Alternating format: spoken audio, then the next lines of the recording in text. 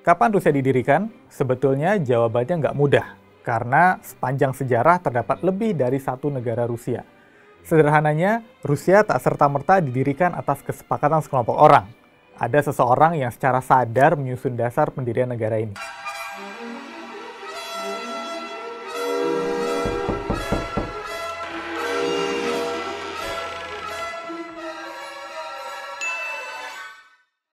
Periode pertama yang dianggap sebagai tonggak pendirian negara Rusia adalah ketika penduduk Novgorod memanggil Rurik, seorang pangeran Varangia, sebutan bangsa Viking, pada abad pertengahan, dan saudara-saudaranya, namanya Truvor dan Sineus, untuk memimpin dan melindungi mereka dari musuh pada tahun 862.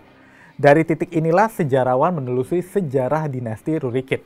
Namun, kronik asing sudah menyebut penduduk di wilayah Laut Hitam Utara orang-orang Ros, atau Rossi, bahkan sebelum tahun 862. Tarik Santo Bertinus, sejarah Franka Wangsa Karoling akhir yang mencakup riwayat dari tahun 830 hingga 882, menyebutkan rakyat Ros dan raja mereka sebelum tahun 839. Kemudian pada abad ke-10, Kaisar Bizantium Konstantinus ke-7 menyebutkan orang-orang Pechenek, suku nomaden dari kawasan Laut Hitam Utara, mengobarkan perang di Rosia dan menyerang ibu kota negeri itu, Kiev. Itulah pertama kali orang-orang Ros dan negeri mereka yang merujuk pada Rus Kiev, sebuah negara kuno pada abad ke-9 hingga ke-13 yang kemudian runtuh akibat invasi bangsa Mongol Tatar pada abad ke-13, disebutkan dalam catatan tertulis. Invasi Mongol Tatar akhirnya membuat pangeran-pangeran Rusia mengonsolidasikan kekuatan mereka di Rusia Tengah. Selanjutnya, pada abad ke-13, Daniel Alexandrovich, seorang keturunan Rurikid, menjadi penguasa pertama Moskow bergelar pangeran. Sejak saat itu, dan terutama di bawah putra Daniel, Ivan Kalita, Moskow menjadi kota terpenting di Rus Timur Laut. Moskow mulai memimpin perjuangan kadipaten-kadipaten Rusia melawan Golden Horde, sebuah negara Mongol Tatar, dalam pertempuran Kulikova pada tahun 1380 yang berakhir dengan kemenangan Pangeran Moskow Dmitri Donskoy. Itulah kemenangan besar pertama kadipaten-kadipaten Rusia yang dipimpin oleh Moskow atas Mongol Tatar. Para sejarawan sepakat bahwa perjuangan melawan Golden Horde ini adalah salah satu alasan utama daratan Rusia bersatu di bawah kepemimpinan Moskow dan, akhirnya, pendirian Keharyapatihan Moskow. Namun, entitas tersebut belum disebut Rusia. Pada pertengahan abad ke-15, Moskow telah berkembang menjadi negara yang sangat kuat. Moskow berhasil mengumpulkan dan menyatukan pangeran-pangeran Rusia dan pasukan mereka, bahkan memecah kebuntuan melawan tentara Golden Horde dalam pertempuran Sungai Ugra. Pasukan Moskow dipimpin oleh Pangeran Agung Ivan III dari Moskow yang menyandang gelar Gasudar atau penguasa seluruh Rus. Ivan III adalah orang yang menyelesaikan pendirian Keharyapatihan Moskow dengan beberapa reformasi penting. Selama pemerintahannya, Kremlin Moskow yang kita kenal saat ini dibangun oleh arsitek Italia.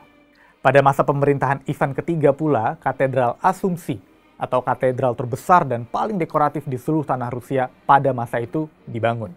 Tak hanya itu, Ivan III juga memperkenalkan Sudebnik atau hukum perdata tahun 1497 guna menciptakan lingkungan berbasis hukum bagi warga negara Moskow. Sementara elang berkepala dua ditetapkan sebagai lambang negara, lambang itu muncul pada lambang Keharyapatihan Moskow yang dibuat pada tahun 1497. Ivan ketiga juga merupakan penguasa Moskow pertama yang menggunakan gelar Tsar dalam korespondensi diplomatiknya. Gelar yang sebelumnya digunakan bangsa Rusia untuk merujuk pada Khan, yaitu gelar penguasa berdaulat atau militer yang banyak dipakai bangsa Mongol di Golden Horde. Dengan demikian, penggunaan gelar Tsar untuk merujuk Pangeran Agung Moskow melengkapi atribut negara Moskow yang merdeka dalam peta politik Eropa. Pada tahun 1547, ketika Ivan keempat yang dikenal sebagai Ivan yang mengerikan dinobatkan sebagai Tsar, ia menyandang gelar resmi Tsar seluruh Rus. Karena itulah kita dapat mengatakan bahwa Rusia sebagai negara merdeka didirikan di bawah kepemimpinan Ivan ketiga dari Moskow dan menjadi ketsaran di bawah kepemimpinan cucunya, Ivan yang mengerikan. Nah, semua orang tahu Moskow adalah ibu kota Rusia saat ini. Tapi sebetulnya ada 6 kota yang pernah menjadi ibu kota Rusia. Mulai dari Ladoga, Novgorod, Kiev, Vladimir, Moskow, Saint Petersburg, dan kembali ke Moskow lagi sampai sekarang. Pertanyaannya, kenapa Moskow dipilih jadi ibu kota? Bahkan sampai sekarang. Padahal dulu Moskow bukanlah kota yang paling kuat ketika Mongol Tatar mulai menginvasi Rusia. Terus, kenapa Moskow yang mendapat status ibu kota? Jadi, Moskow sudah menjadi benteng dan pusat perdagangan pada abad ke-12 berkat lokasinya yang strategis. Kota itu terbilang relatif dekat dengan Sungai Volga, yang merupakan arteri perdagangan dan transportasi utama Rusia pada abad pertengahan. Daratan di Rusia Timur Laut, termasuk Moskow, Vladimir, Suzdal, relatif nggak tersentuh selama invasi Mongol Tatar yang menghancurkan Rus Kiev dan kadipaten-kadipaten Rusia Selatan. Itulah sebabnya, setelah abad ke-13, Moskow jadi makin kuat. Pada abad ke-14, para pangeran Moskow berhasil melampaui semua pangeran Rurikid lainnya dan menjadi penguasa agung Vladimir dan Moskow. Seperti yang dijelaskan sebelumnya, Pangeran Dmitri Donskoy yang mengalahkan bangsa Tatar dalam pertempuran Kulikova adalah seorang pangeran Moskow.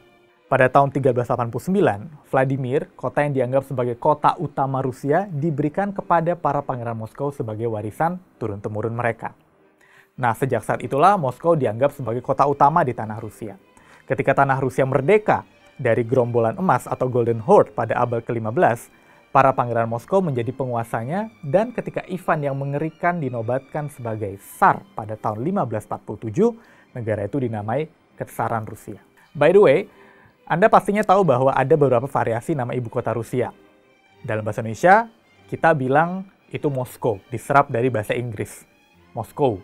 Dalam beberapa bahasa Eropa lain, nama kota itu pun nggak jauh berbeda.